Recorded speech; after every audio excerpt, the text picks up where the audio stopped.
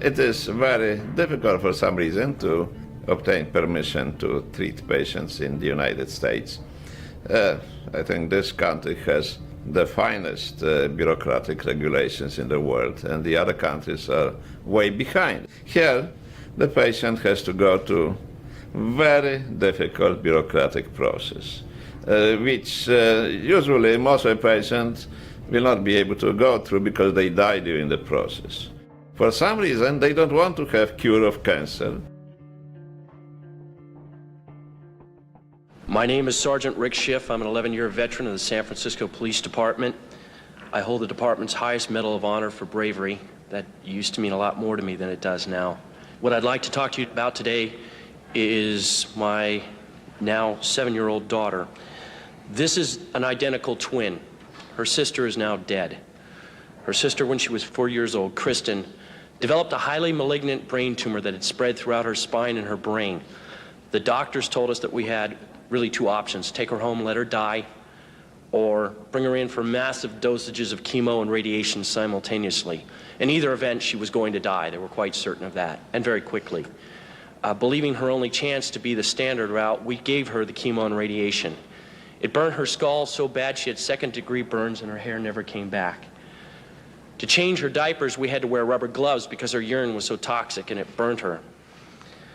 At the end of 6 months, miraculously, she survived the standard treatment, although there was a high expectation she wouldn't. She still had cancer. We were told, sorry, we've done everything we can. Now she's going to die, probably within a couple of months. My wife and I, choosing not to accept that, started reading. The first book I picked up, the third chapter, discussed Dr. Brzezinski. As you may guess, I have some expertise in fraud. In fact, I'm quite certain there are enough attorneys in the room that I could be vordeered as an expert in fraud. And I conducted my own investigation. I have no doubt the man is not a fraud. I have no doubt that he does what he does out of earnest belief that his medicine works. And now you're in a position to judge for yourselves whether it works or not. But it's well established by the FDA that it's non-toxic. 18 months later, we took my daughter off the anti-neoplastin. She had not died. She had no signs of tumor. She remained free for 18 months of cancer. Within a month, the cancer was widespread in her brain. We put her back on Brzezinski's. By the way, at the objections of our doctors, for some reason felt that it had failed her. We put her back on. Within 9 weeks, the tumor was completely gone. She died last July of neurological necrosis. Her brain fell apart from the radiation. The autopsy showed that she was completely cancer-free. Out of 52 cases of that disease ever, no one died cancer-free, just Chrissy. So she didn't die of a terminal illness. She died of my inability to care for her properly, and she died from bad advice. She died because there's a government institution that disseminates false information and is not looking out for the welfare of the people. You know, ladies and gentlemen, I swore an oath 11 years ago, and I think most of us in this room swore it at one time or another, to uphold the Constitution. It says life right in the beginning.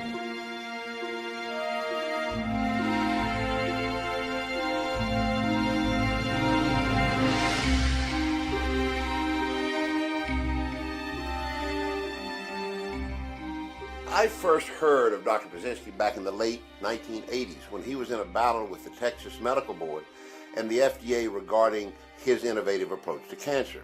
I wasn't surprised by that.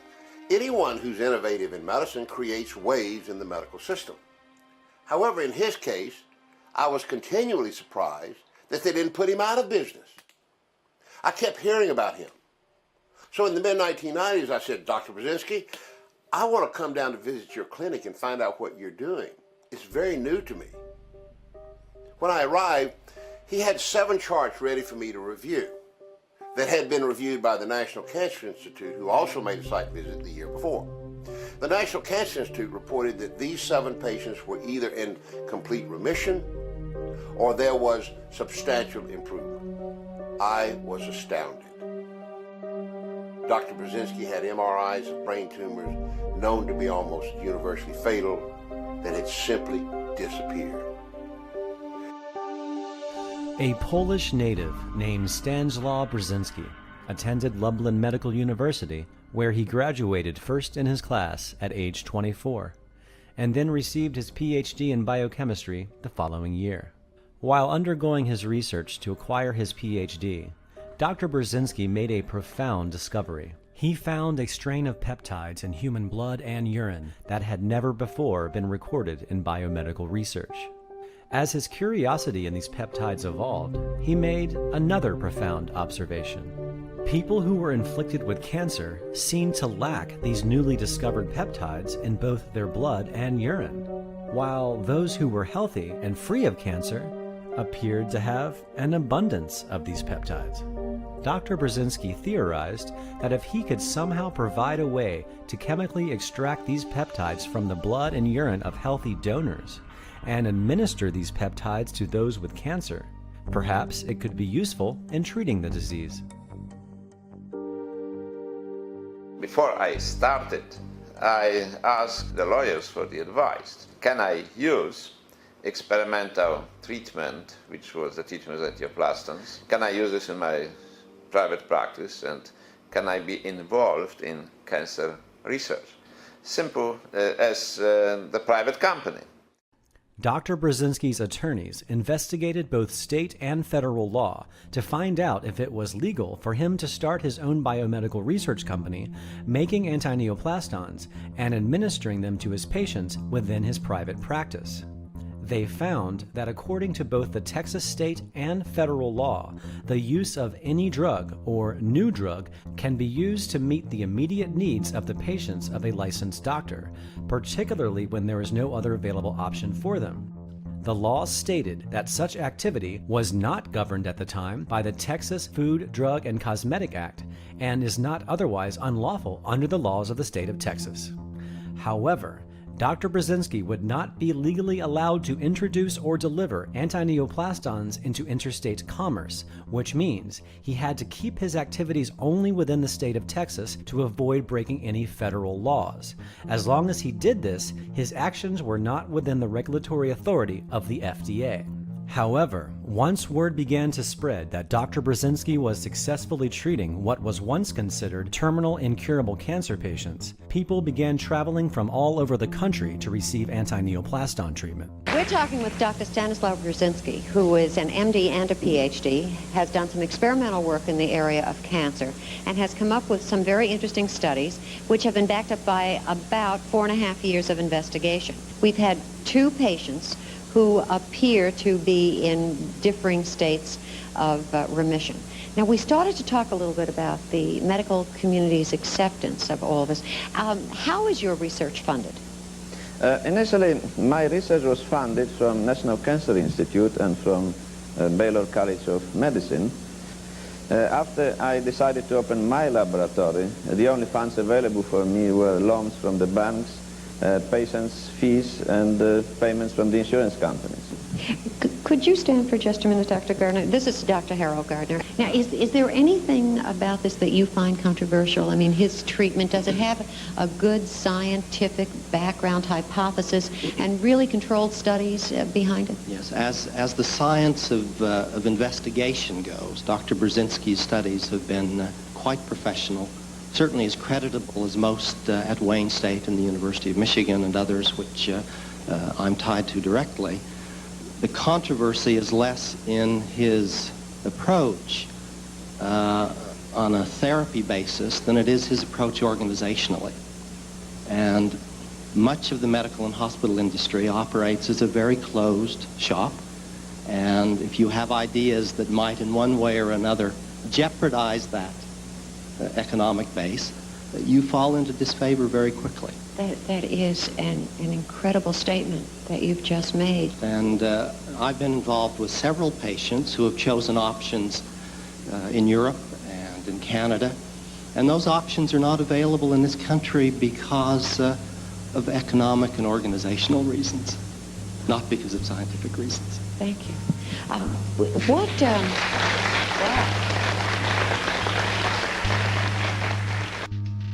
For a long time, I didn't have any contact with Texas Board of Medical Examiners until around 1984. Some of my patients told me that they were approached by the agents sent to them from Texas Board of Medical Examiners, who were trying to convince them to file complaints against me. So this was shocking to me. And what is surprising, that they were using the state money, they were using taxpayers' money to travel a long distance, like from Houston to California, to convince our patients who were in California to file complaints against me. This was completely irrational. But nothing else happened at the time until I met, by coincidence, the vice president of MD Anderson Cancer Center, Dr. Hickey, who informed me that I will have problems this time with Texas Board of Medical Examiners. And obviously the problems began. And I was called to Texas Board of Medical Examiners. They began investigating me. However, there were no complaints from the patients. The patients were happy. We were treating patients who were very advanced, for whom there was no treatment available, and they were getting good results. So apparently there was no justification for such action. This was a very unpleasant investigation. They were trying to convince me again to stop my research, to stop treating patients. After about 2 years of going back and forth and being called to the board, finally they proposed to me that I should present to them a number of cases of patients who benefited from my practice. And they informed me that such medical records will be reviewed by expert oncologists, and if they are satisfied that I am not harming patients, that the patients are benefiting from my activity, then they will leave me in peace. I was very happy with this. I believe that Texas Board will do objective review of our results, and finally they will leave me alone, because we had amazing results in the treatment of very difficult cancer cases. I supplied to them twice as many medical records, which show without any doubt great results in the cancer treatment. Incurable forms of cancer completely disappearing, with patients going to complete remission, and patients who were cured and living normal life after that. After submitting these cases to the medical board, he didn't hear back from them, leaving him to assume that the board was satisfied and would leave him in peace. However, 2 years later, the board came back again, pretended that the cases he submitted were not successful, and claimed he was violating a law that didn't exist, which was grounds for the board to cancel, revoke, or suspend his license. It was a shock to me. I believed in justice, I believe in high ethics of the board, but this was just a lie. The medical board had no case against Brzezinski, which prompted the board to file their first amended complaint in 1990. Still, the board had no case, which prompted them to file a second amended complaint in 1992. After about 5 years of this, 60 of Dr. Brzezinski's patients petitioned the board to stop harassing their doctor. The board then tried to ignore these petitions by attempting to strike them from the record. Finally, in May of 1993, this case went to trial. I had never heard of Dr. Brzezinski. I didn't know anything about him. I never was quite clear what the board's problem was. The board did not bring any expert witnesses to contest points that were raised by Dr. Brzezinski. Now, without an expert witness to render an opinion in certain areas, I can't give any credence to opinion raised by a layman. And Dr. Brzezinski brought in Dr. Nicholas Petronas. Some of the most dramatic testimony on Dr. Brzezinski's behalf came from Dr. Nicholas Petronas, Doctor, I want you to have a seat up here, please. a Georgetown University expert who was a member of the National Cancer Institute's team that analyzed 7 of Dr. Brzezinski's cases. The basic conclusion was that in 5 of the patients with brain tumors that were fairly large, the tumor resolved, disappeared. It's amazing. The fact that they are leaving, it's impressive and unbelievable. He was quite a witness. He said he had never seen anything like what Dr. Brzezinski was able to accomplish with his anti-neoplastons in brain cancer. He had one young boy there who had been treated. He was about 12 at the hearing, strapping lad, good-sized boy. But when he was first started on treatment when he was about 4 years old. I think his name was Paul. He was given up on by his original doctor. When Mary Michaels took the stand on behalf of her son Paul, she trained her eyes on the state's attorney. I mean, I have enough to worry about when I go to bed at night about my son and my family. I don't need to worry that this treatment's going to be taken away. What do you think might happen if... Oh, never mind. Never mind. I have no other questions. For all I know, the kid may still be alive.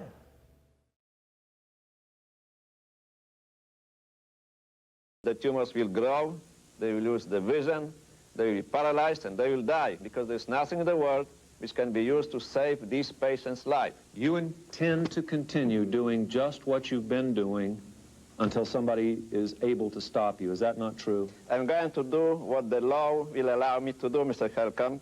I do whatever is necessary to bring my medicines to approval in the United States and everywhere in the world, and bring you to justice for causing the deaths of 200 patients. And they will come back here to haunt you until we are dead.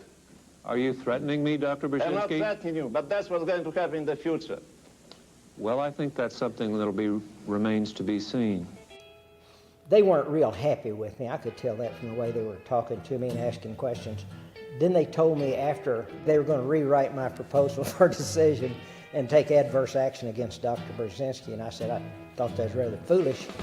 The state of Texas wants Houston doctor Stanislaw Brzezinski to stop treating his patients with drugs he produces at his own pharmaceutical plant. The drugs called anti-neoplastons are non-toxic compounds of proteins and amino acids, often lacking in cancer patients. Even though the state of Texas acknowledges that the drugs may be helping some who are terminally ill, the state says the drugs shouldn't be used. This is the State Board of Medical Examiners, which licenses doctors in Texas. This is the agency challenging Dr. Brzezinski in court. One judge has already told the board members that they don't have a case. All of this nonsense which is going now should disappear, because they should realize that I am right, okay? They're fighting losing battle. I am saving human lives, and if they put me out of business, the people will die. This is the brain of an 8-year-old boy with a huge tumor most thought would kill him. He used Dr. Brzezinski's drug. Images of his skull taken 6 years later show the tumor has almost disappeared. Dr. Bruce Cohen is the director of neurologic oncology at the prestigious Cleveland Clinic. The only explanation is that it shrunk because of the therapy Paul has received. He confirmed Dr. Brzezinski's results on Paul. 7 years that we've had Paul, and he's been healthy, and I owe it to this man. And there's no way that I'd ever be able to thank him enough for what he's done for us. Today, that boy, Paul Michaels, and his anxious family sit in the courtroom with other patients. Undeterred by the 1993 ruling, the Texas Medical Board took Dr. Brzezinski to a higher district court. Of course, this time, they knew they couldn't raise any issues about whether or not his treatment was effective. The Texas State Board of Medical Examiners, which has fought to suspend Dr. Brzezinski's license because his treatments have never been approved, says, quote, the efficacy of anti-neoplastons in the treatment of human cancers is not of issue in these proceedings. It takes a bureaucrat to come up with that idea, because a layman, that would really be the question. Well, Dr. Brzezinski has won his latest round in court. The medical examiner's order was reversed, but that is not expected to be the end of his trouble with the state of Texas.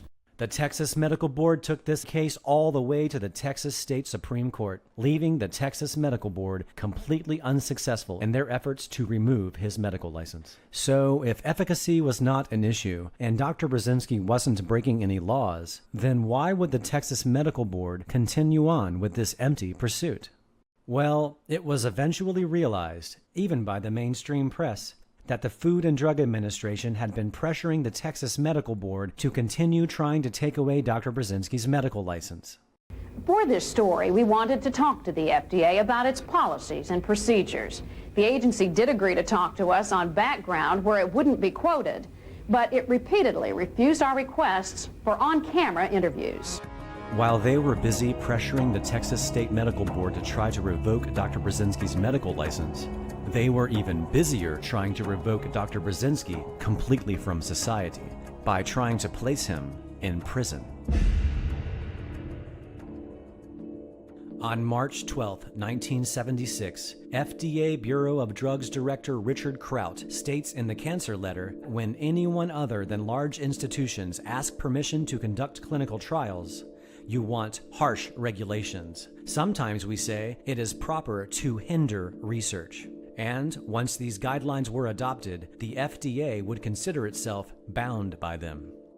In 1982, Kraut states again, I never have and never will approve a new drug to an individual, but only to a large pharmaceutical firm with unlimited finances. And so, the fiercest fight in FDA history began. Dr. Brzezinski's dealings with the FDA commenced in 1983. At that point, the FDA commenced a civil action to try to close the clinic and stop all patients from receiving the medicine. Before the judge in this case had announced her ruling, the FDA sent her a letter warning her in advance, if this court declines to grant the injunction sought by the government, thus permitting continued manufacture and distribution of anti-neoplastones, the government would then be obliged to pursue other less efficient remedies, such as actions for seizure, also known as raiding his clinic and home, and condemnation of the drugs, also known as a propaganda campaign, or criminal prosecution of individuals, also known as throwing Dr. Brzezinski in prison. Regardless of these threats from the FDA, The judge in the case basically said that he can treat anybody he wants in Texas, but he can't ship his medicine in interstate commerce. The FDA viewed that as a failure and told Dr. Brzezinski's his attorneys at the time, that they have other ways to get him. Let's talk about the other ways. In 1985, the FDA convened a grand jury to hear evidence to try to indict Dr. Brzezinski. In connection with that, they had a raid of his clinic where they seized 200,000 pieces of paper, including all of his medical records of all patients. A little difficult to practice medicine when you don't have medical records. Obviously, they came out and they confiscated all of our medical records. And it took us about 12 years or 14 years to recover these medical records. In the meantime, we are permitted to make copies of the medical records in their office, but it was also the neglect of human well-being. We are treating very sick people. They took medical records, and we needed these medical records to really fight for the lives of these patients, but they took this away. They didn't care for these patients. The patients could die. They were not important. They presented the evidence to the grand jury, no indictment. 1986, they come back, seize another 100,000 documents, no indictment. I just have real trouble in knowing how much pain and what people go through with cancer. And since 1967, you've been saying, I can take care of that, and people are going, forget it, don't pay any attention, and you've gone outside the country and they say fine, and here we say no. Are we that backward, doctor? Yes. Well, what do you mean? Yes. Are we that backward? Yeah, it's really unfortunate that there's a big gap between people's pain and suffering and what the powers that be are willing to accept, to give, to be able to treat. It's difficult for doctors to belie 10, 12 years of training and go against that and believe that some guy from Houston has come up with something. Isn't part of your problem that the treatment of cancer is a very profitable industry for a lot of companies, and that your treatment right now will eat into those companies' profits? Bingo. They'll do anything to suppress you.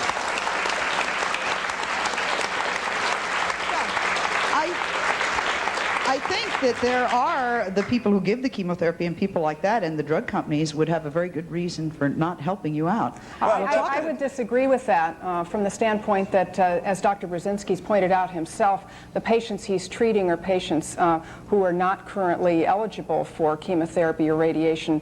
If we were to find a new drug that had a high cure rate of cancer, it would give us the opportunity to treat many patients in whom we don't have potentially effective therapies now. 1990, another grand jury, either the second or the third. They present more documents. Dr. Brzezinski testifies extensively before the grand jury. No indictment. 1991 to 1993. FDA investigates Dr. Brzezinski. We don't know if evidence was presented to another grand jury. 1994, another grand jury. No indictment. 1995, another grand jury. This grand jury started in March of this year. On March 25th, I believe, it was Dr. Brzezinski, along with a few of his patients, appeared on CBS show this morning. Let me play devil's advocate. Here you all, very desperate folk, had undergone some cancer treatment, correct? No. None at all for you? I None had at all no for you. treatment. Let me go after these guys then for a second. Had undergone some treatment. Could it not have been that the treatment that you received prior to Dr. Brzezinski's treatment was what, in fact, really cured you? Well, I'll jump on that. No way, because the recurrence I had was in a brand new spot that had not been involved before. So if all the punishment that I went through for the year went out of my system, and after it went out of my system, all of a sudden a new tumor comes in, how could that first treatment have helped the subsequent tumor? Later that day, the FDA came, another raid, more patient documents, more subpoenas. We were flooded with calls last Friday with people wanting to know how to get a hold of you. They're going to see this story this morning, see that you've been raided by the FDA, and they're going to want to know if you're for real or if the concerns of the FDA may have something to do with your treatments and the viability of your treatments. Well, I don't think, let me jump in here. I don't think there's really an issue, as I mentioned, regarding the safety of the drug, and the FDA isn't contending at this point that the drug doesn't work. The only issue is that according to the FDA, it has not been proven by controlled clinical trials. So at least in terms of safety, the FDA isn't saying that it's not safe, and the FDA isn't even saying that it doesn't work. Right now, they're just contesting, or apparently they're contesting, whether Dr. Brzezinski himself has been shipping the medicine out of state, which in some respects is quite ridiculous since he has approval to ship the medicine out of state to various cancer institutions around the country. He ships it out of the country to various countries because it's being used in other places, and he ships it to individuals who have been granted permission by the FDA to receive the medicine under what's called a compassionate use INDs. Okay. May, June, and July, more witnesses testified before the grand jury, more documents. So we've had now 4, 5, or 6 grand juries. Let me talk about the subpoena practices. Most recently, the FDA has now subpoenaed the medical records of every patient who has gone on TV and told their story about Dr. Brzezinski. We'll let the committee judge what they think of that. We talk about dissemination of false information by the FDA. 1985, FDA tells anyone who calls and inquiring about Dr. Brzezinski that he's being criminally investigated. When the judge on the case found out about that, he issued a cease and desist and a strong reprimand against that. The FDA now has refined this tactic. Instead of waiting for people to call up the FDA, what they've done is subpoena all the records from Dr. Brzezinski about his business associates and all the researchers around the world, and there are many of them who are researching anti-neoplastons, his therapy. Now what they're doing is systematically contacting everyone who does business with him, who may do business with him, and telling about the grand jury investigation, subpoenaing documents. I believe that they're doing this in order to make the FDA, to make it more difficult for him to do business. I'd like the following questions to be asked the FDA. How much money have they spent in the last 10 years to try to put Dr. Brzezinski out of business? How many documents can they subpoena, and how many more grand juries does he have to go to? And why can't patients who have advanced cancer seek the medical treatment of their choice? Upon the commencement of the FDA's 1995 grand jury against Dr. Brzezinski, an oversight and investigation subcommittee was organized by Congressman Joe Barton in an attempt to intervene in the FDA's relentless harassment of Dr. Brzezinski and his patients. In my opinion, you have every right to use the investigative authority and the judicial resources of the federal government through the Justice Department to convene a grand jury. That's very appropriate. The first time, perhaps even the second time. It becomes questionable the third time, the fourth time, and the fifth time. It is not, I think, an unlogical conclusion to think that the FDA has a vendetta against Dr. Brzezinski or wants to retaliate for some reason. Now, that's my opinion. How many grand jury investigations have to occur that result in and no finding of fault before you, as commissioner of the FDA, would encourage those within your organization to cease and desist. Mr. Chairman, how do you know that there were no findings of fault that were returned from that grand jury? There have been no indictments returned. Mr. Chairman, I asked counsel to comment, but I don't think those are the same. As a matter of law, those are the same things. I'm baffled by the splitting of hairs here, but I'm just trying to understand the exchange between the witness and the chairman. What I understood the chairman to say is that there have been 4 grand juries convened? At least 4. I just am left then with a rather strong inference that if you convene 4 separate grand juries and there's no indictment returned, notwithstanding that prosecutors tell us always that it's possible to indict a ham sandwich, that probably there's not much there. Dozens of Dr. Brzezinski's patients who had traveled to Washington, D.C. from all corners of the United States stood up and expressed their outrage with the FDA and Commissioner David Kessler. The FDA has made a list and decided who can live and who will die. I guess I didn't make that list. I've had no chemotherapy. I've had no radiation. I chose Dr. Brzezinski instead after a lot of research and a lot of searching. I've been in remission since 1989. Dr. Kessler, I'm not a statistic.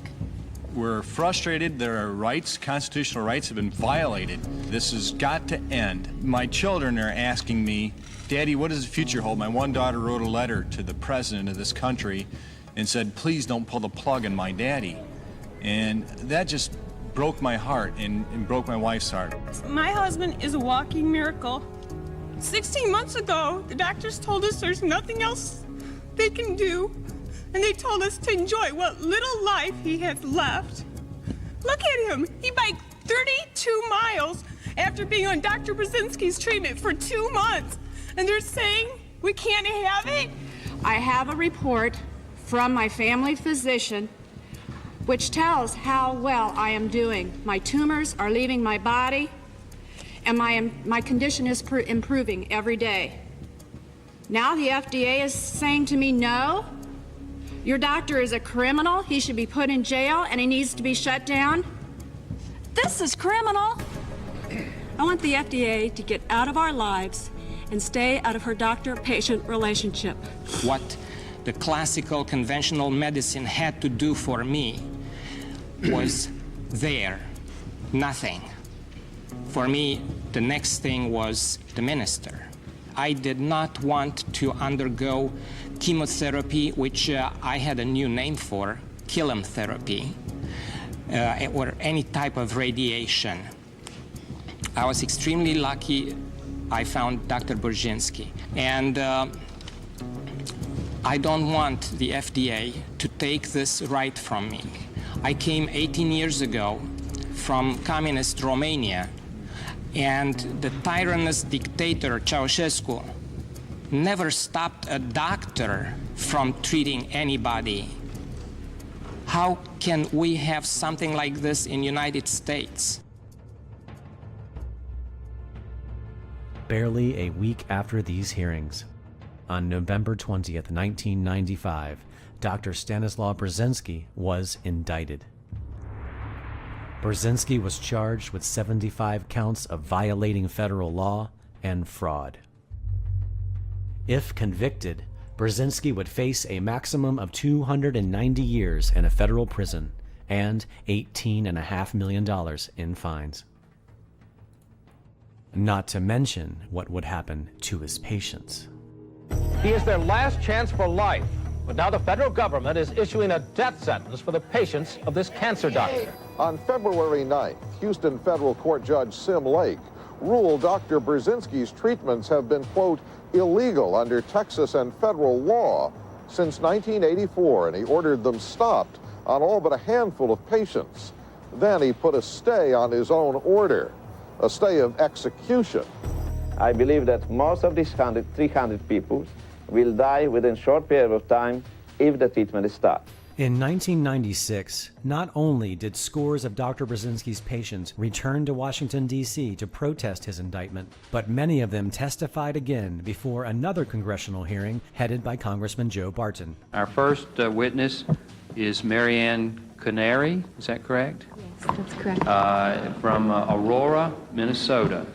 This is Dustin Canary, and he is on Dr. Brzezinski's anti-neoplastin treatment. This is my husband, Jack Canary. Now, in February of 1994, our lives were drastically changed. My son, Dustin, was only 2.5 years old at the time. He was diagnosed with a brain tumor the size of a golf ball. The surgeon removed 75% of his tumor, and the remaining 25% was diagnosed from a biopsy as a malignant, very aggressive medulloblastoma brain tumor, one of the most deadly forms of brain cancer. The doctors told us Dustin had only a few months to live. The first treatment offered us was radiation. But the radiation doctor told us that at his young age, Dustin would become a vegetable, and it would only extend his life for maybe a few months. The next doctor wanted us to enroll Dustin in a experimental chemotherapy, which was highly toxic. The side effects would include hearing loss, kidney and liver damage, bladder, stunted growth, and a possible leukemia. One question I would like to ask is, would you do that to your child? We weighed the harm these experimental drugs would cause against the fact that they would not cure Dustin, and decided not to subject him to these drastic measures. But our oncologists told us that their opinion took precedence over us as parents. This put added stress to the already stressful situation we were in. In April of 1994, we visited Dr. Stanislaw Brzezinski in Houston.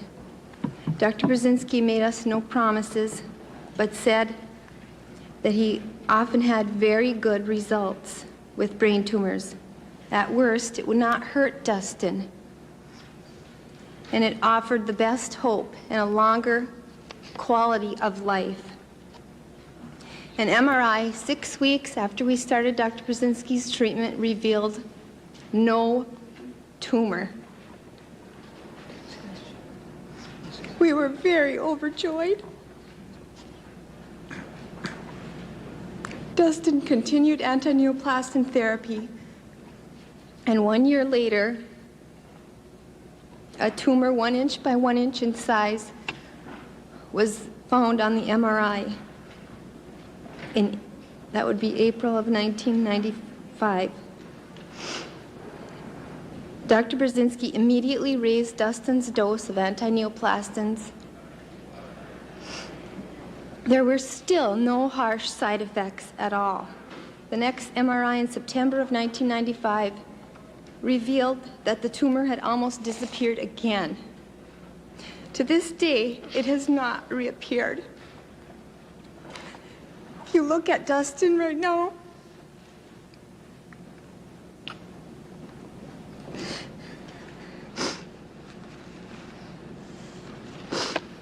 he is a happy, healthy 4-year-old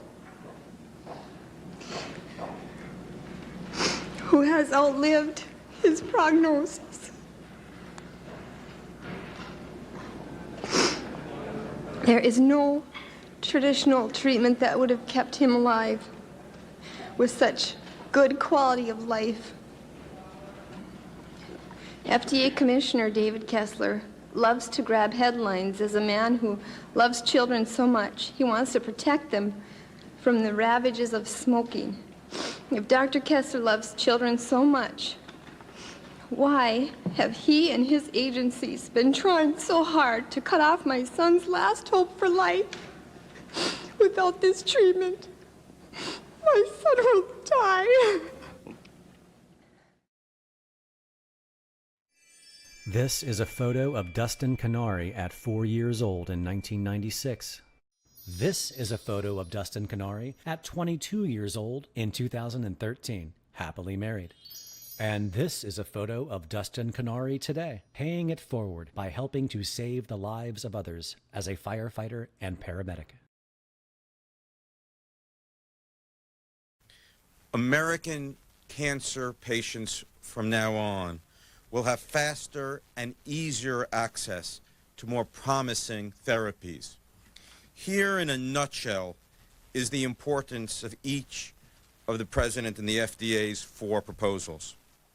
First, for patients with refractory, hard-to-treat cancer, instead of requiring evidence of clinical benefits, such as survival, FDA will rely on objective evidence of partial response, such as tumor shrinkage, as an initial basis for approval. This will allow us to rely on smaller, shorter studies for the initial approval of cancer drugs. The second proposal, we will expedite the availability of promising medications that have been approved in certain other countries. Third, we will include representatives of cancer patients in FDA's cancer advisory committees and thereby make sure that their views are heard when it comes to recommending approval or non-approval of cancer drugs. And fourth, we will eliminate unnecessary paperwork that used to delay or discourage cancer research by non-commercial clinical investigators. I'd be happy to take a few questions. Yes, sir. Will FDA's initiatives that you announced today expedite the current review of anti-neoplastons treatments? The FDA's initiatives will allow the agency to rely on smaller trials, fewer patients, if there is evidence of partial response in clinical trials. I don't want to get into any particular agent, except let me point out that the information needs to be part of clinical trials. We will accept less information up front. We're going to require further study after approval because the science has matured. But the important point is that information needs to be gathered through scientific means, through clinical trials. And I think that's a very important point. You can't just use an agent here or there. You have to use it as part of a clinical trial so we can get information on whether the drug works. Will patients who have taken other forms of cancer treatments, chemo or radiation treatments, be allowed to participate in trials for anti-neoplastons? The agency has many trials, has approved trials for patients with anti-neoplastons, yes. What are anti-neoplastons for the layman here? Again, I don't want to focus on any one particular cancer compound. They relate to certain compounds that are being used and being promoted by a physician in Texas. We are committed to providing expanded access and availability to American patients for any drug that there's reason to believe may work.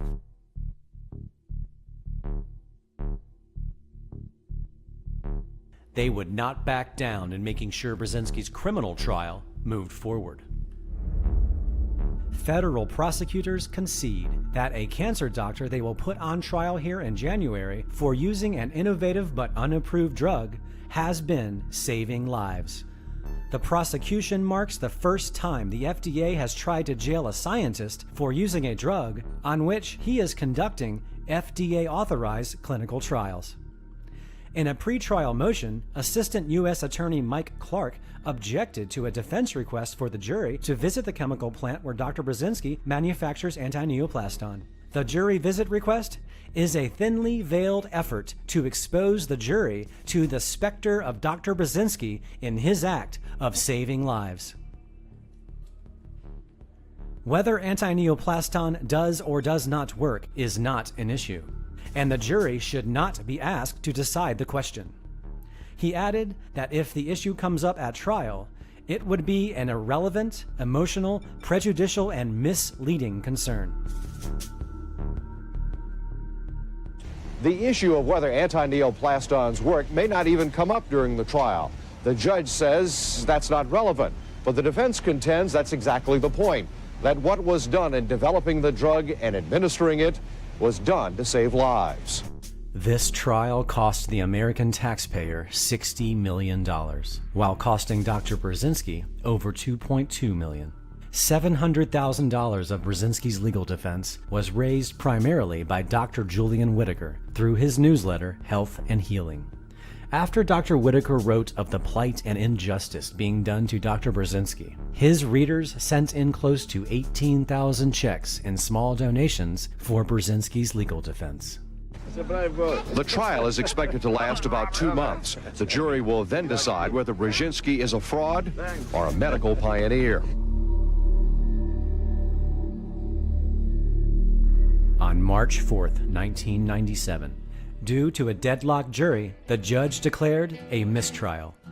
And after saying the government had not presented sufficient evidence, he ordered that Dr. Brzezinski be acquitted of nearly half of the 75 counts. You voted to acquit? To acquit, absolutely. Not guilty. Not guilty. I voted for acquittal. I voted my mind and my heart. I do not believe that Dr. Brzezinski is a criminal. And I had voted to acquit. But the FDA was still not backing down. They took Dr. Brzezinski to trial again. Though, after apparently accepting the absurdity of their case, on May 19th, the FDA suddenly dropped 40 of the 41 remaining charges. The FDA's facade in trying to convince the world that Brzezinski was a criminal was completely unraveling. Even the jurors who voted not guilty in the first case took time off of work to join the patient's protest in front of the courthouse during the second case. I am appalled at the Food and Drug Administration and their actions. We're here today basically to protest the witch hunt that's going on by the FDA. We have to stick together and really support these patients that are suffering, not only health-wise, but having to come down here to make a stand against the FDA. Please don't waste my money abusing the system to make sure that you maintain your power. The jury spent about 3 hours deliberating this house of cards, leaving Brzezinski acquitted of the final charge. Every one of Dr. Brzezinski's patients now, every future Brzezinski patient is and will be on a clinical trial. There are many patients who would like to testify in our behalf and convince the jury and the judge that without the treatment they will die. But the judge did not admit any statements which could show that the treatment is effective. The judge did not allow the jury to visit our facility where we produce medicine. They were trying to keep it away from the jury. If this information would be presented to the jurors, then this trial would be finished very quickly. And that's what the jurors told us, because after the trial we talked to the jurors, and they were shocked that such information about the treatment, which is saving the life of a patient, was not presented to them. And I was sick listening to the lies of prosecutors from U.S. attorneys. It was not necessary for them to do it. They could tell the truth. They represented the biggest power, but they still were doing this all the time. So they were trying to do it a sneaky way. And that's what is horrible, okay? That's what should be exposed, because I think the United States deserves better. While all of this was taking place, Brzezinski knew that the easiest way to keep the government from putting him out of business or in prison was to partner with an established pharmaceutical company. An interest was shown from Japanese pharmaceutical company Chugai and the Italian pharmaceutical company Sigma Tau, but both deals eventually evaporated, likely due to the rapport developed so far between anti-neoplastons and the FDA, being an issue indeed, and were unable to verify the likelihood that they could openly and effectively work with the FDA. Then, by 1990, it seemed that Brzezinski's luck had finally changed. Brzezinski had apparently treated the sister-in-law of the chairman and CEO of Elan Pharmaceuticals. Elan enthusiastically drafted a letter of intent stating they would aggressively pursue the filing of necessary protocols with the Food and Drug Administration for approval and marketing of antineoplastons as quickly as possible. They soon negotiated financing, licensing agreements, and royalties. In the midst of closing this deal with Elan, more good news emerged. Dr. Davorit Samid, a scientist and medical professor from Maryland who Brzezinski had hired to further study antineoplastons, managed to present her work at an oncology symposium in Switzerland, which landed her and antineoplastons a cover story in a 1990 issue of Oncology News. In 1989, we retained Dr. Davorit Samid as our consultant. Dr. Samid at that time worked at Uniformed Services Medical School in Baltimore, and later she moved to the National Cancer Institute. She did a lot of work with antineoplaston ingredients. Unfortunately, when the pharmaceutical company entered the picture, such as Elan Pharmaceutical, our consultant, Dr. Samid, became too close. She really became consultant for Elan Pharmaceutical, and she was working with Elan from this time.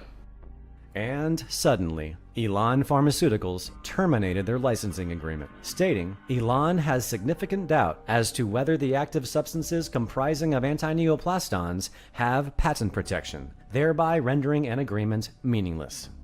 Antineoplastons are not just one chemical. You have different ingredients in antineoplastons. Okay? One of these ingredients was known, and before we discovered that this is a metabolite of antineoplaston, and was known and was available before. Okay, so when we patented our invention, our lawyers told us, look, you can't patent this particular ingredient because it was known before. Okay, so let's list it in your patent, but don't patent this because you'll never get patent for that. Okay, but this is the least important ingredient of antineoplastons. While this was an odd turn of events, more good news continued to pour in. It was in October 1991 when Dr. Nicholas Petronas led the National Cancer Institute on their site visit, the very same site visit Dr. Petronas would later base his testimony when defending Brzezinski against the Texas Medical Board. This site visit not only confirmed that antineoplastons were curing what was previously considered incurable brain cancer, but it garnered their interest in conducting a confirmatory trial under Division of Cancer Treatment sponsorship at the National Cancer Institute. These trials involved most of their top experts, including Dr. Michael Friedman, the Associate Director of the Cancer Therapy Evaluation Program. In a memo addressed to his director, Dr. Friedman wrote, "I thought you would be interested in this. Antineoplastons deserve a closer look. It turns out that the agents are well-defined, pure chemical entities. The human brain tumor responses are real." The National Cancer Institute's decision network then convened and gave the green light to conduct government-sponsored clinical trials of antineoplastons. Initially, everybody was very excited about it. Everybody would like to proceed. The people who reviewed our results, the experts from the NCI, they did a very good job. They were critical, of course, but they were also highly complimentary for the way we treat patients and the results we got. Okay, so it looks like everything should open and we move forward. Suddenly, everything came to the stop, and then we found that a few months later, Elan received permission to do clinical trials with this particular ingredient. Okay, ours was pushed back for something like 4 years, and then Elan was allowed to proceed with this one suddenly. When Elan terminated their business deal with Brzezinski, they went behind his back, recruited Dr. Davorit Samid, and partnered with the National Cancer Institute, where Dr. Samid soon became a section chief. Elan then co-sponsored laboratory research and clinical trials testing only this single ingredient, called phenylacetate, the same chemical that Brzezinski was advised he couldn't patent, and had already proven to be quite limited against cancer as a single substance as far back as 1980. After the treatment in a small number of patients, we found that the activity was quite limited. That's why I decided to abandon phenylacetate, and we use the other antineoplastons. One of them contained phenylacetate as the second ingredient. Phenylacetate alone has very small activity. It's not very effective. In 1994, I started working for Deborah Samid. She didn't let me know that one of those compounds is from Brzezinski, Dr. Brzezinski. You know, it's just say phenylacetate and show me all the published paper about phenylacetate and its analogs and their anti-cancer activities. It was quite amazing in the lab, because if you find a compound that has anti-cancer activity and then you find a bunch of analogs, it's like you stumbled in a pile of gold. So people would think, hey, say, you know, patents, you know, that sort of thing. Devoted under her leadership, we find a lot of biological activities of these compounds. So it would have anti-cancer activity. So the scientists at Johns Hopkins tried to patent these compounds. But of course, Devoted was working with Iran Pharmaceutical Company at that time. So those guys at Johns Hopkins didn't have any chance of patenting those compounds. So, you know, but it's interesting that she would complain in the lab and saying that these guys, you know, it's try to, you know, go behind her back and patent these compounds. While Brzezinski was facing continuous harassment from state and federal agencies, the earliest phenylacetate studies were published in April of '92, authored by Devoret Samid, hosted by the National Cancer Institute. Brzezinski sat in awe as he witnessed the National Cancer Institute recruit one of his researchers, push his research aside, and begin to test phenylacetate without him, reporting, "Phenylacetate is both effective in inducing tumor cell maturation and free of cytotoxic and carcinogenic effects, a combination that warrants attention to its potential use in cancer intervention." 1995, you know, in the lab, I was still with Devoted, but I smell fishy. Something is not right. The first paper Devoted published about phenylacetate, if you look at the methodology section, there's a BRI abbreviation. She got materials from Brzezinski Research Institute, Houston, Texas, but it didn't say Brzezinski Research Institute. For us, as scientists, it's a funny practice. Brzezinski's name failed to appear in the acknowledgments or any of the references listed in this report. Brzezinski knew these tests would fail, since he had already proven this in his own laboratory 12 years before. Abandoned by the National Cancer Institute, he sat powerless on the sidelines as the attempted hijacking of his discovery unfolded before his eyes, ending in the hideous train wreck he warned them it would. The National Cancer Institute, Ilan, and Dr. Samid spent over 4 years and tens of millions of dollars testing phenylacetate. Phenylacetate really by itself has very little clinical effect. The NCI or Ilan could not use the other ingredients of angioplastin because they were covered by the patents owned by me. They were trying to commercialize this, but without the other ingredients, they couldn't do much with this. This needed to be given in conjunction with the others. While coming to terms with this reality, the National Cancer Institute decided to honor the government-sponsored clinical trials of anti-neoplastons they had initially promised Brzezinski in 1991. These trials have been conducted at the Mayo Clinic in Minnesota and the Sloan Kettering Hospital in New York. Currently, there are only 8 patients enrolled. I'm very dissatisfied with that because our desire is to achieve the proper enrollment in as quickly a manner as we can in order to really test this hypothesis. Friedman blamed Brzezinski for this slow motion, saying Brzezinski restricted admissions to the trials too stringently. To speed things up, admission standards for the trials have been lowered to bring in patients in worse physical condition. This over Dr. Brzezinski's strenuous objections. We got the idea that the main interest is to let this patient die rapidly and make sure that treatment will never work. Dr. Brzezinski has threatened legal action to halt these new admissions, and NCI has suspended recruiting, leaving the trials with just those scientifically unsatisfactory 8 patients.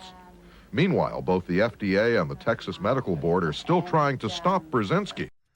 On May 8th of '95, less than 2 weeks before this broadcast, the National Cancer Institute issued an internal memo to all of those involved in the anti-neoplaston trials. For the record, the Clinical Trials Monitoring Service has been instructed not to send any anti-neoplastons clinical trial data to Dr. Brzezinski, the Brzezinski Research Institute, or anyone inquiring about the anti-neoplastons clinical trials. Any inquiries that may be related to the trials or Dr. Brzezinski are to be referred to the Associate Director, Dr. Michael Friedman. Friedman then taunts Brzezinski. I must convey my deep pessimism. We are in no way obligated to obtain your consent. Your insistence on dictating the manner in which we conduct or review these clinical trials is both presumptuous and inappropriate. The future of these trials rests entirely with the NCI, since our primary obligation is to the American public.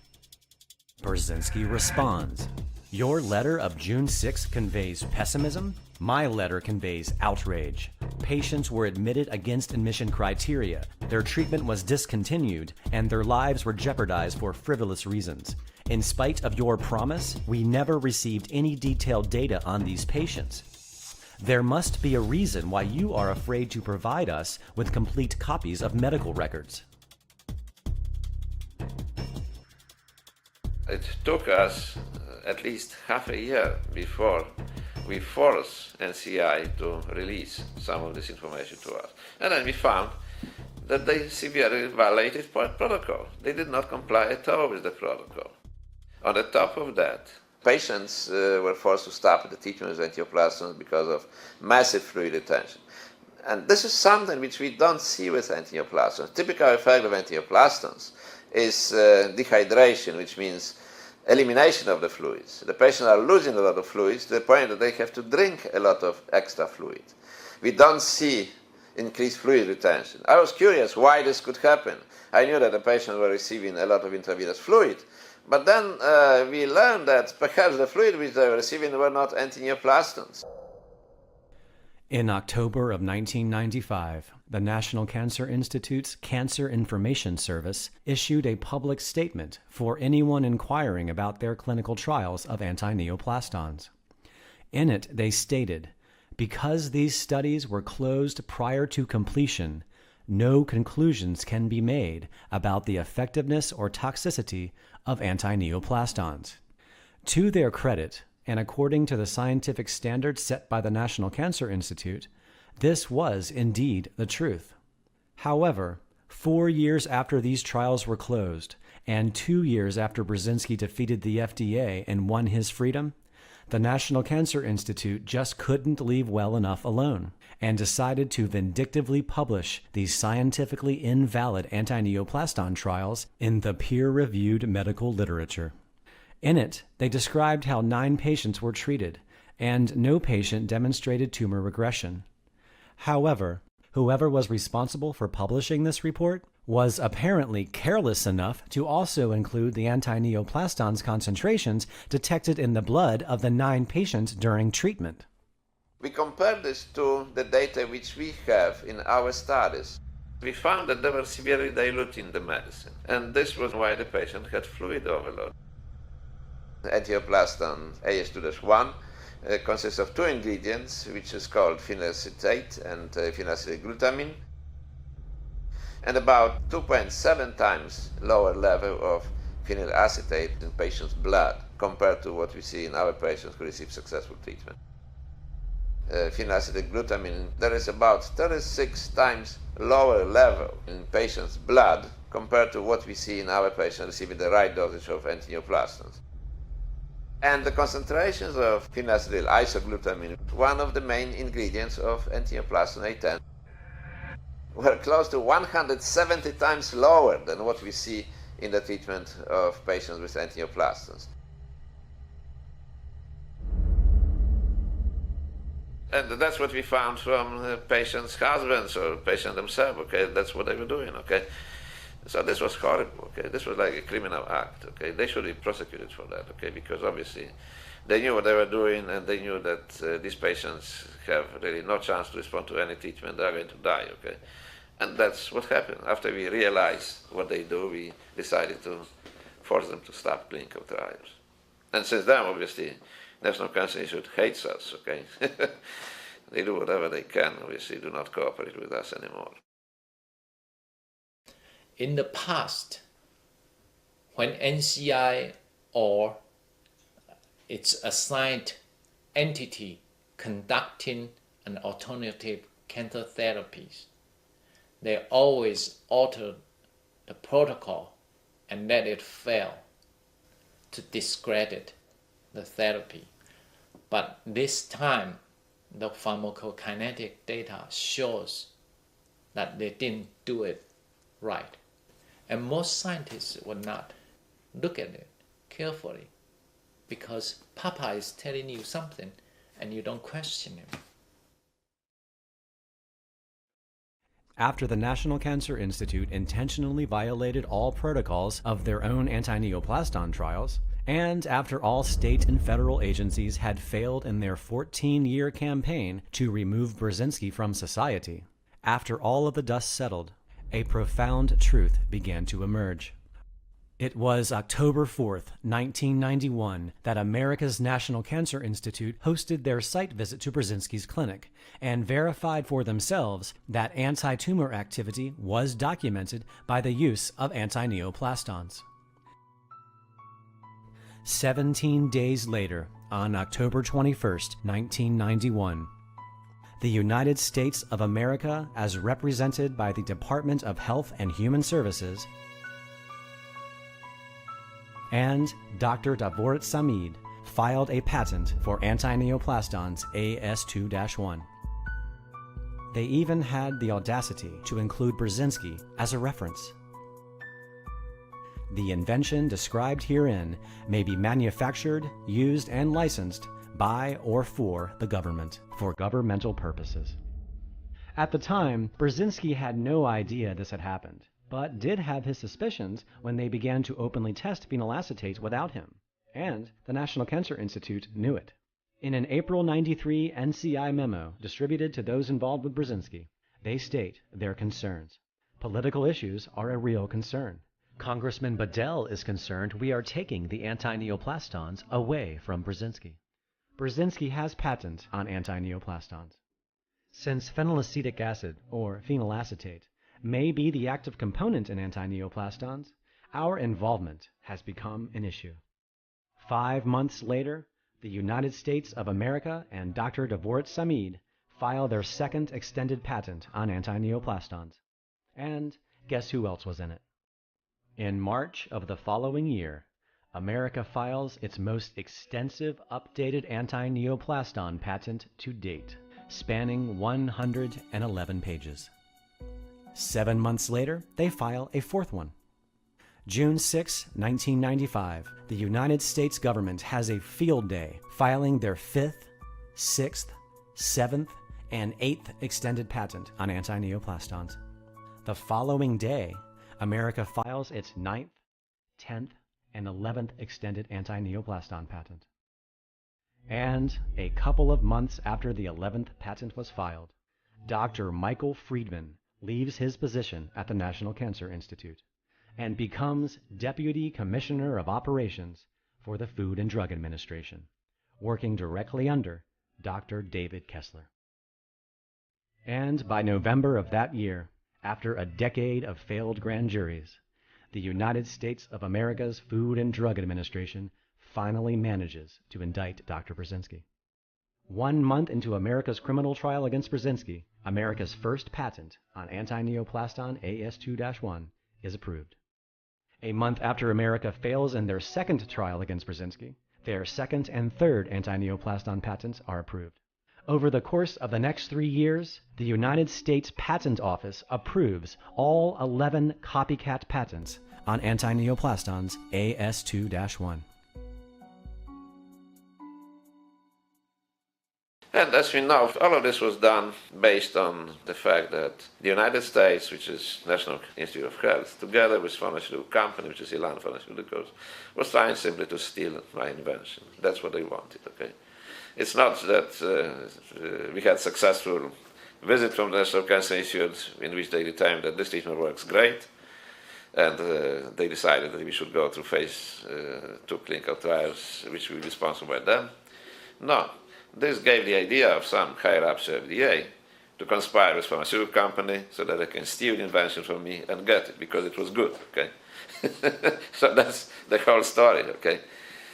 And they knew that if I be still free, they won't be able to do it. Because they knew that if I would sue them, they would have a chance in court because we have our patents before, okay? So that's why the attempts from them to wipe me out financially, to put me to prison, to attack me from every possible angle, FDA, which is federal government, state government, to be able to steal my invention, okay? That's the real thing from the National Cancer Institute and Elan Pharmaceutical. They failed. We survived and we moved forward. These patents are full of useful information. Aside from noticing their blatant infringement, compositions and methods for treating and preventing cancer using the distribution of anti-neoplastons AS2-1's ingredients, they enthusiastically state the neoplastic conditions treatable by this method include neuroblastoma, leukemia, myelodysplasia, acute glioma, prostate cancer, breast cancer, melanoma, lung cancer, medulloblastoma, and lymphoma, to name a few. They also point out how anti-neoplastons can also be used as a cancer preventative. However, the most revealing piece of information found in these patents is where they state current approaches to combat cancer rely primarily on the use of chemicals and radiation, which are themselves carcinogenic and may promote recurrences and the development of metastatic disease. Let's read that one again, shall we? Current approaches to combat cancer rely primarily on the use of chemicals and radiation, which are themselves carcinogenic and may promote recurrences and the development of metastatic disease.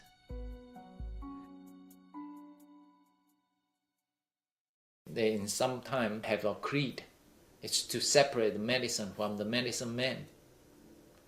And of course, these higher up at NCI or whatever, they think, hey guys, we have been doing this for years. We know what's going on. So they think, well, we know what's going on with phenylacetate, phenylacetylglutamine. If you can outsmart the medicine man, you can cut a piece of a pie for yourself. That's the name of the game. If you cannot be the first one, if you can the second one and be bigger than the first one, still, why not? That's the mentality. You know, under the capitalist sun, there's nothing sacred. Money talks. The smearing campaign against us continues from good doctors, from American Medical Association, from American Cancer Society, despite of the fact that it should stop a long time ago. What do you mean by this plastin study? What is that? Antineoplastons are peptides, which I discovered, which can stimulate genes which fight cancer and which can decrease the activity of the genes which cause cancer. And These are molecular switches. You published that? Yes, I published about 300 articles. You and I discount presented that? numerous Well, that seems revolutionary. Do you discount that? I've known of what he's been doing, and I think, you know, the work that he's doing, there's no scientific evidence that it provides any benefit for cancer patients. You're discounting all the work? Yes. He also states that there's no complications or very little complications in his treatment. And I've actually had one patient that went to him and had the treatment and almost died.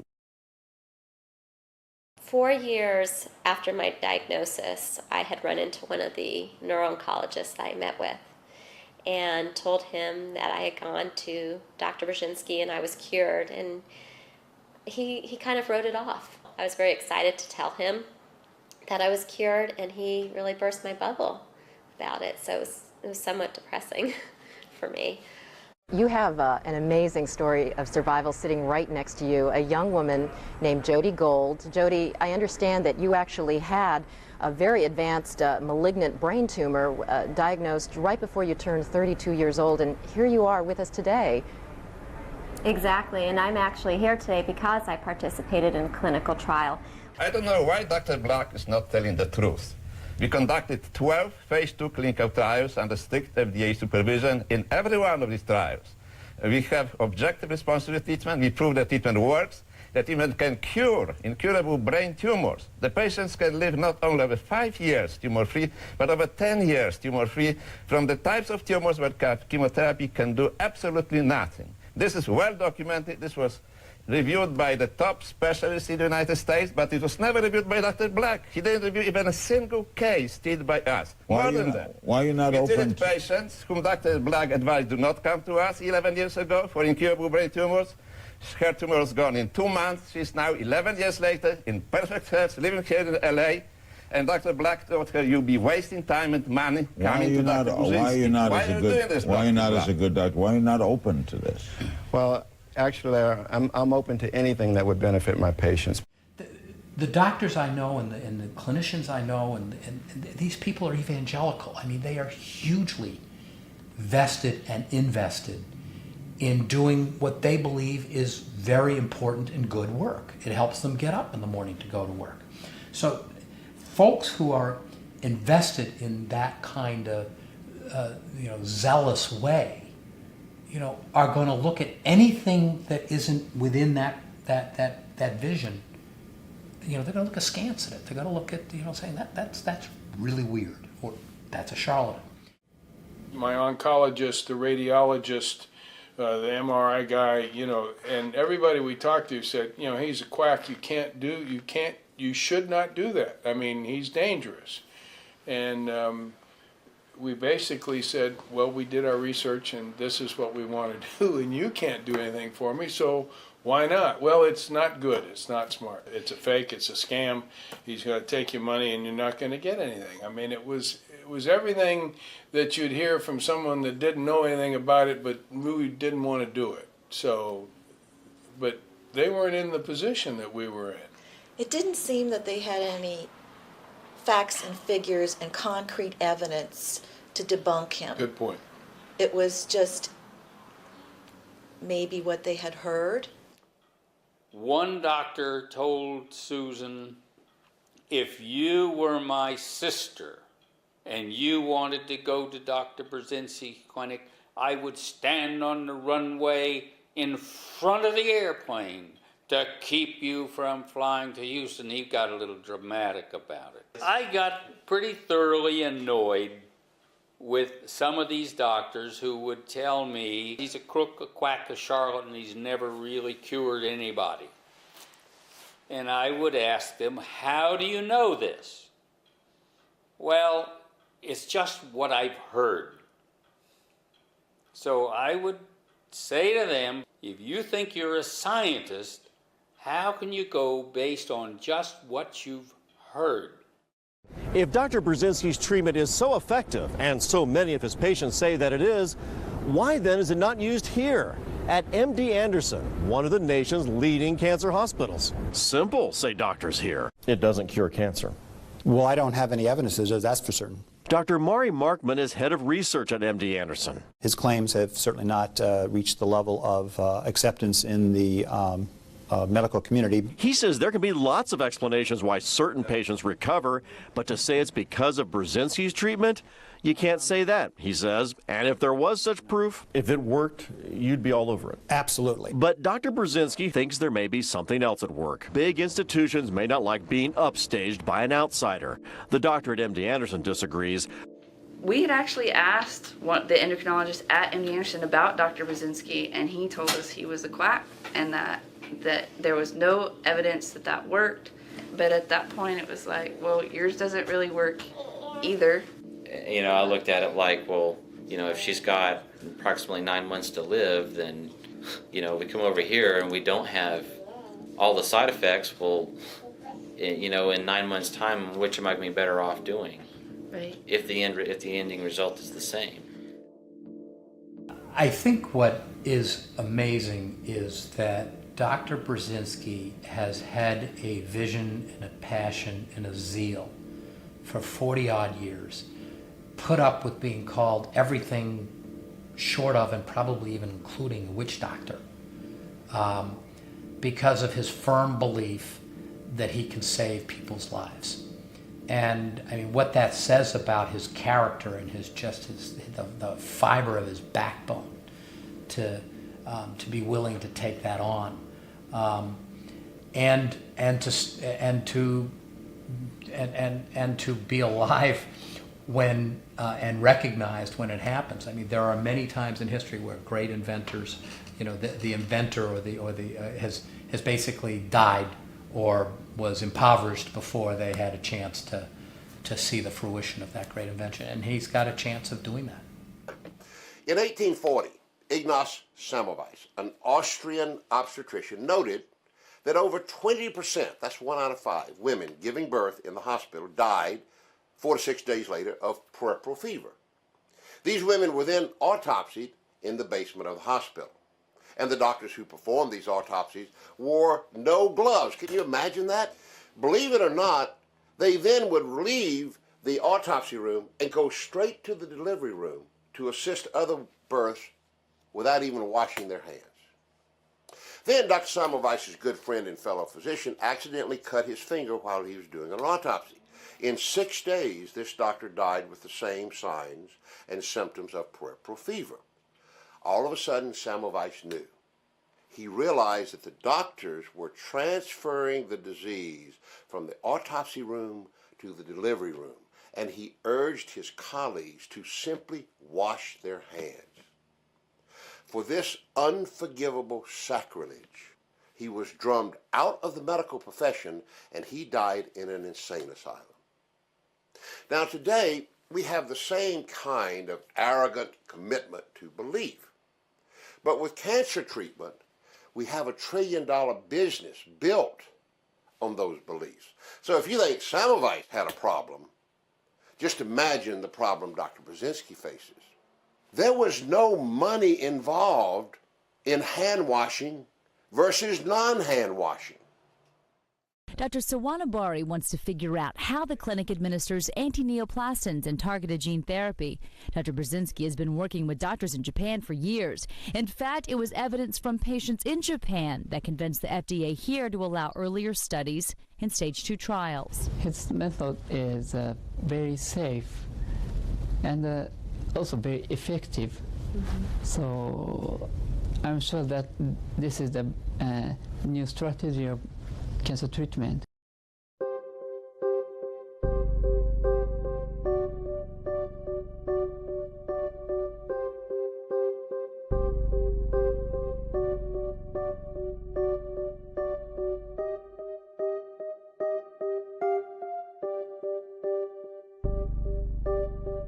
They did the MRI and discovered it was a brainstem glioma, and they explained that hers was diffuse, where it was like the healthy tissue and the cancerous tissue were swirled together.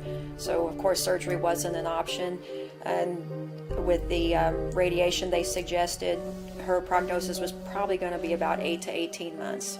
The thing is, with the radiation, what it would do to you, from what I understood, was they would shoot the beam through your ears and the beam would burn your healthy and your cancerous cells inside or outside in. So all your hair around your ears would be gone, never grow back. Your ears would become deformed and burnt. You would become deaf because you couldn't hear. It would also destroy your pituitary gland, which is the gland that helps you grow as you hit puberty. Yeah, she was 11 at the time, and that was a real concern I had. And it'd make you stay in an 11-year-old body. And basically in the end you'd become in a vegetated state where you couldn't take care of yourself, which wasn't a very good quality of life. Because my big concern was with the oncologist originally that we were dealing with was, you know, how it was going to affect her development, and when she started to enter the teenage years, starting a period and growing and developing, and he just looked at me and he said, well, frankly, Mrs. Russell, she's not going to live that long. What she would have to go through in those extra months, that would be horrible. I wouldn't want to go through it. Why do it? You're handed the death sentence anyway. So what was the point of the radiation? You know, you have to say, okay, modern medicine doesn't have an answer. Let's find our own. When you look at what is going on and how Dr. Brzezinski is being handled, it is clearly a function of, you know, anytime you have big business, big government, big labor, big pharma, big cancer industry, whatever, they become so wrapped up in protecting the institution, whatever it is, that they forget what their fundamental job is. You know, and what's happened with big pharma and big cancer is they kind of, you know, they've forgotten to be curious about that there might be other opportunities and options out there, and they're focused on protecting their turf. Due to this reality, combined with the continued failed efforts of state and federal agencies in their attempts to stop Brzezinski from continuing to treat patients and expand his research, special interest groups have since launched a relentless propaganda campaign against Dr. Brzezinski and his supporters and patients in hopes that this game-changing innovation never reach the open market. And here's why. While most would assume that a breakthrough cancer treatment of this magnitude would be widely celebrated by the industry and encouraged for no other reason than its monetary worth, when one applies the logic and reason of the scientific method to this idea, this theory has no foundation or basis in fact. The primary reason that the cancer industry and its regulatory agencies fear the approval of anti-neoplastons is purely economical. If anti-neoplastons were FDA approved for just one cancer type, even the smallest and obscure of cancer types, like brainstem tumors in children, where anti-neoplastons hold the first cures in medical history, but only afflicts a few hundred children per year, this would mean that anyone of any age diagnosed with any type of cancer, like breast, lung, or liver, could legally insist their oncologist provide them with anti-neoplastons off-label. Given the gentle and non-toxic nature of these medications, most reasonable people would begin to opt for anti-neoplastons as a first line of defense against their cancer, instead of first choosing the outdated modalities of toxic, life-threatening chemotherapy and radiation. Since approximately 40% of all men and women will develop cancer in their lifetimes, the FDA approval of anti-neoplastons on any level will reap financial devastation to the medical industry and could send Wall Street into a downward spiral. Additionally, since these patented medications have been in FDA clinical testing for more than 20 years, theoretically, the patents have expired. But technically, they are still partially protected due to being in the limbo of FDA clinical trials. Once anti-neoplastons are FDA approved for market, the entity owning their patent rights will only have up to 7 years of cornering the cancer treatment market before these medications devolve into a generic drug. Once they become generic, like the antibiotic, their prices will plummet indefinitely, allowing any global drug company to produce and sell anti-neoplastons, effectively destroying the current high-profit paradigm that the cancer industry has relied on for more than 40 years. Due to this stark reality, special interest groups are making every possible attempt to derail the approval of anti-neoplastons, demonize their inventor, while relentlessly trying to confuse the public about the truth of this story and the invention of anti-neoplastons themselves. The primary weapon in this deceitful propaganda is what is defined as an AstroTurf campaign. What is AstroTurf? It's a perversion of grassroots, as in fake grassroots. AstroTurf is when political, corporate, or other special interests disguise themselves and publish blogs, start Facebook and Twitter accounts, publish ads, letters to the editor, or simply post comments online to try to fool you into thinking an independent or grassroots movement is speaking. The whole point of AstroTurf is to try to give the impression there's widespread support for or against an agenda when there's not. AstroTurf seeks to manipulate you into changing your opinion by making you feel as if you're an outlier when you're not. A carefully constructed narrative by unseen special interests designed to manipulate your opinion. A Truman Show-esque alternate reality all around you. Complacency in the news media combined with incredibly powerful propaganda and publicity forces mean we sometimes get little of the truth. Special interests have unlimited time and money to figure out new ways to spin us while cloaking their role. Surreptitious AstroTurf methods are now more important to these interests than traditional lobbying of Congress. There's an entire industry built around it in Washington. AstroTurfers seek to controversialize those who disagree with them. They attack news organizations that publish stories they don't like, whistleblowers who tell the truth, politicians who dare to ask the tough questions, and journalists who have the audacity to report on all of it.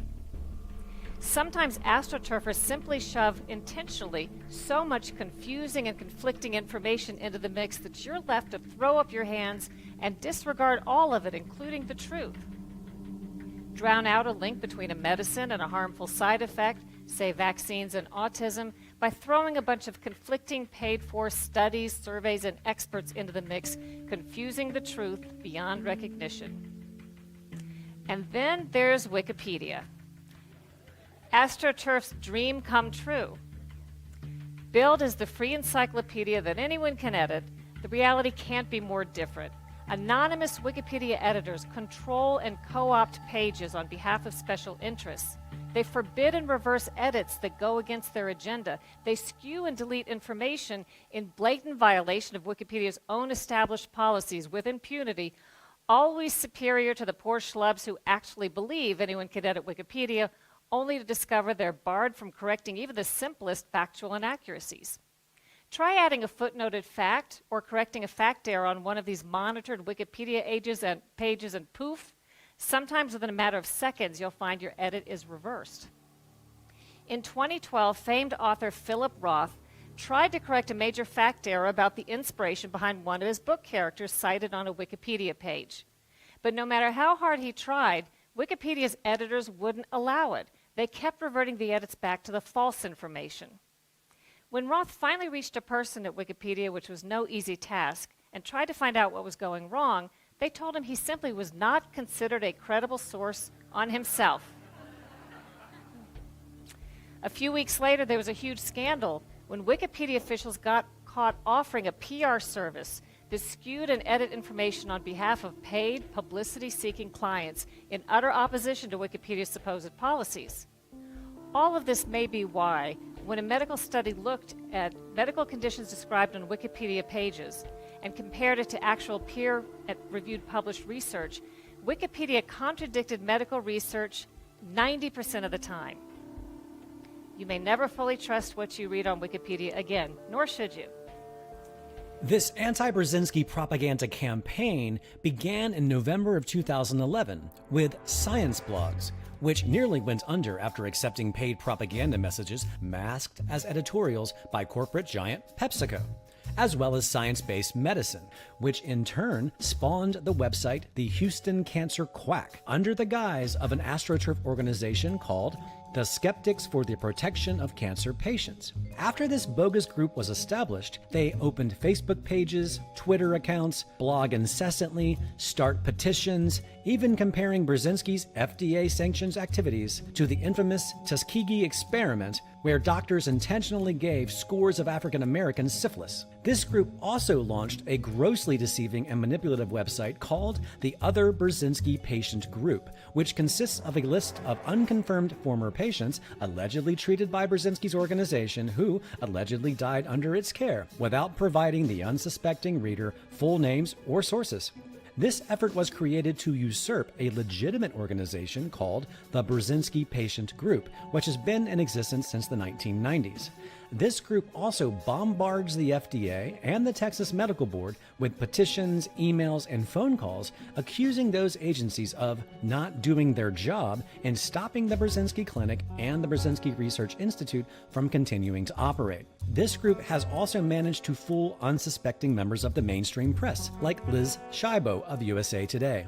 After they assembled all of these propaganda components on their chessboard, they then deleted the Stanislaw Brzezinski and Anti-Neoplaston Wikipedia pages and consolidated them into a single Brzezinski Clinic Wikipedia page that they exclusively control.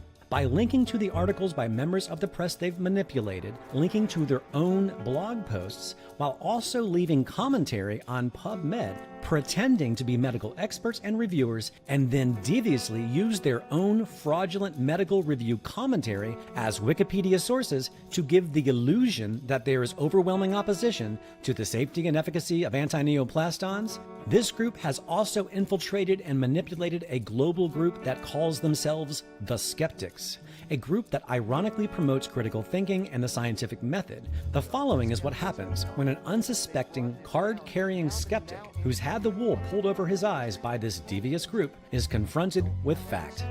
And this has been going on for 35 years with no published results in a peer-reviewed journal. That is absolutely untrue. You guys, because you haven't read it, you take the position that it doesn't exist. Let's meet for lunch one day. I'll buy you lunch, and I'll bring you all of the published, peer-reviewed clinical data. I would love How to see about it. that? Okay. I would love to see it. That would But be I have to good. say, I mean, from where I'm coming from, I've done a lot of research. I haven't found anything other than the research. Where did you do your research? You can look on Medline. You can look on PubMed. You can search. I mean, you can search Brzezinski. You can search anti-neoplastons.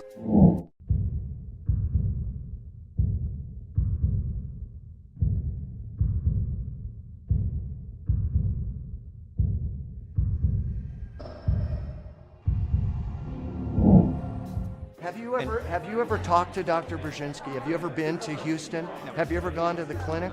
Wouldn't you say that it would be a much more effective way and a much better way of getting at the truth of what's going on if you go and talk to him? No, because I haven't talked to every single person in the world who I've ever heard something that I have researched and found to be false.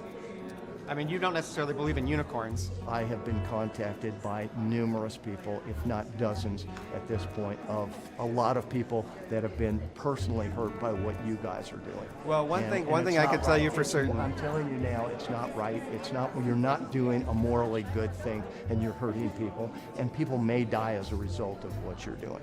And you think you're saving people, but you're not. And this is what happens when a legitimate member of the skeptic community finds out what these AstroTurf imposters have maliciously done in their name. This film was great. I don't have a question, but I think that one of the people on the can respond. I happen to be the head skeptic in Orange County, and I think that this film negatively reflects what skeptics are all about. I agree with everything in this film because it's been tested. It's been tested in different countries. So I want you to respond on, I know that there's a skeptic that was introduced in your film, which I am appalled by, being a skeptic myself. I operate on promoting science. I have skeptics groups. I have over 1,000 people in my group in Orange County.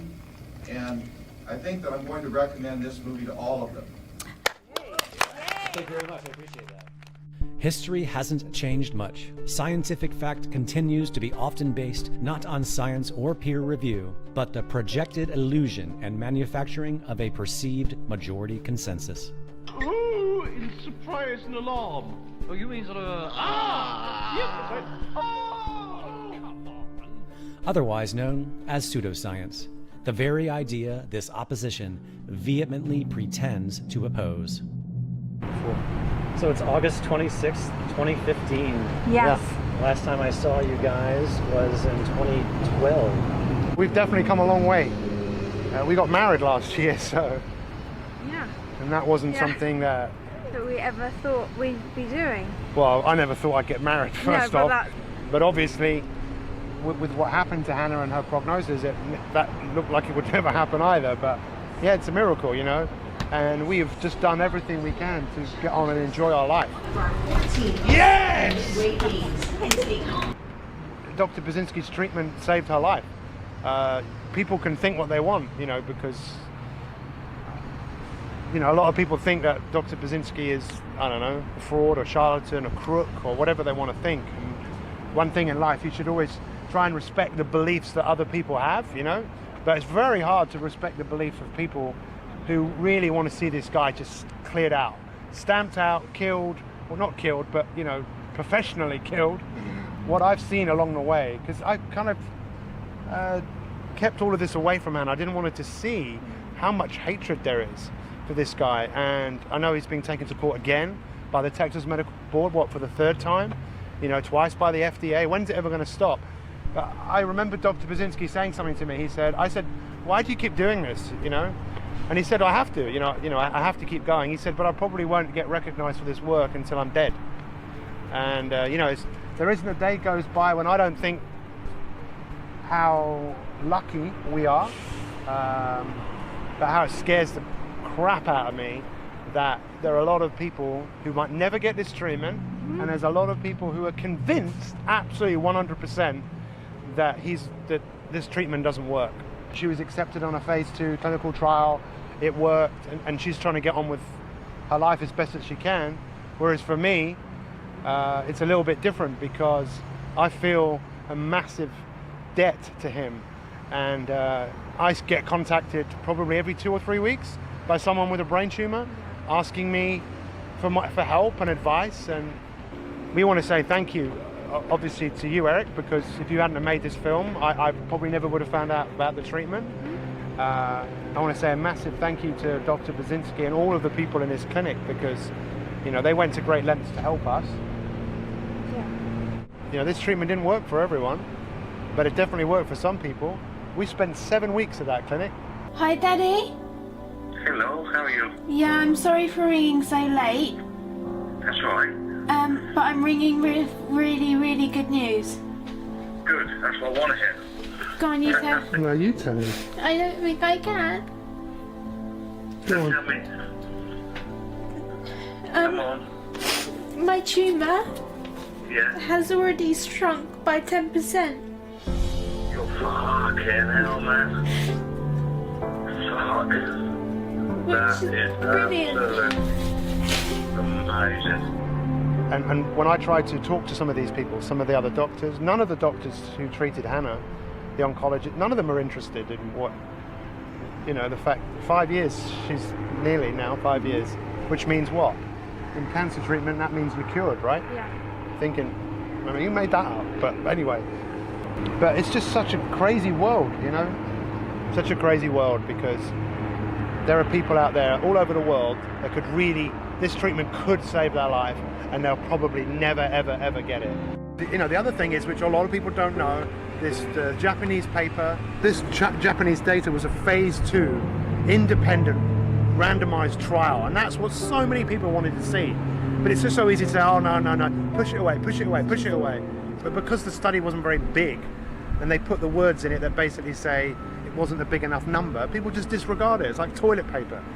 Love to see it all over and done with, you know, the drug approved, just him being able to, him getting the recognition that he deserves. So yeah, hopefully there will be a third movie, and who knows, maybe there'll be a happy ending to this, that this drug gets approved.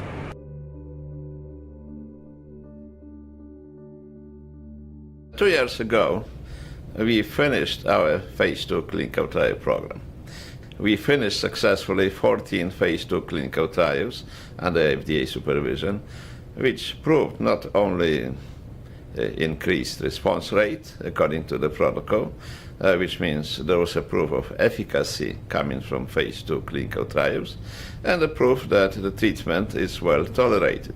So basically, after we finished clinical trial program here in the United States, and after our Japanese colleagues reported exciting data in the treatment of colorectal cancer, which spread to the liver by running randomized controlled clinical trials, which shows doubling long-term survival in such patients, we found ourselves under horrible harassment by regulatory agencies and by people who were hired by our adversaries. Then the last stage of quote-unquote war against us started. We are exposed to one of the longest in the history inspection by the FDA, which lasted almost 3 months. Then after we are able to sort out the issues with the FDA, and FDA gave us green light to proceed with additional clinical trials and move forward with the approval process, we were furiously attacked by Texas Medical Board based on some frivolous charges. We had audit by Internal Revenue Service, or IRS. We have also submitted to audit by Security and Exchange Agency. And these things, obviously, we have nothing against, but it costs a lot of time and it costs a lot of money. We are out of this except for Texas Medical Board, which continue to harass us and clearly would like to destroy our clinic. It would like to close our clinic. Started litigation of me personally and oncologists and the other doctors who are working for our clinic. So simply their action is aimed to destroy our activities, and they would like to rush to do it quickly because they realize that we are very close to final approval of our medication. For some reason, they don't want to have cure of cancer.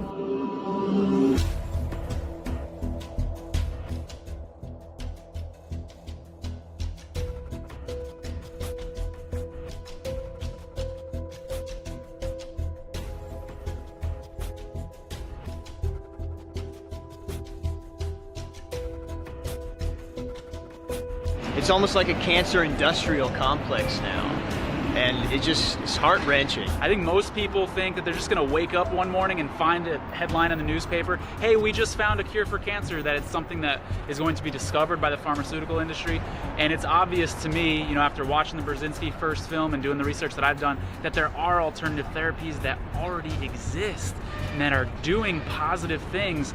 And then when we have government institutions that use taxpayer dollars that try to fight back against this good that's happening, it's mind-blowing, and I can't sit back and allow that to happen. I was told I had a fatal cancer and that they would treat me for a while with chemo and radiation, but eventually I would die of the disease. Did you die from the disease? No, I'm here today and I'm healthy and happy and so grateful to Dr. Brzezinski. Dr. Brzezinski saved my life. Do you believe you would be alive without Dr. Brzezinski? I know I would not be. But he's fighting the good fight, I believe, for a very good reason. To me, that's the definition of what a hero is. So, of course, I'm going to come out today and support that hero for sure. I think it's a travesty that a man that is basically bound by his own Hippocratic oath to look after the patients is now being trialed for doing what he was supposed to do. And it calls for a lot of people to stand up against this. It's actually, it's very saddening for me personally. I think that a lot of people aren't aware of how bad this really is. I think that unless we all stand up, things aren't going to get any better. And it really puts the onus back on us as a people. Like we've got doctors that have got out and put their lives, their families, their careers on the line. And Brzezinski is one of the best examples you can find in the world of that. And we as a people have to stand for for these doctors that need our support, that need a voice to stand for them and say the truth is, and to be bold about it. And I believe they should be exposed to some type of investigation to find out why they did it and why they purposely, blindly follow the orders of the people who are behind and who told them to destroy us. So this is something which is a complete nonsense and which America should investigate because it should not happen.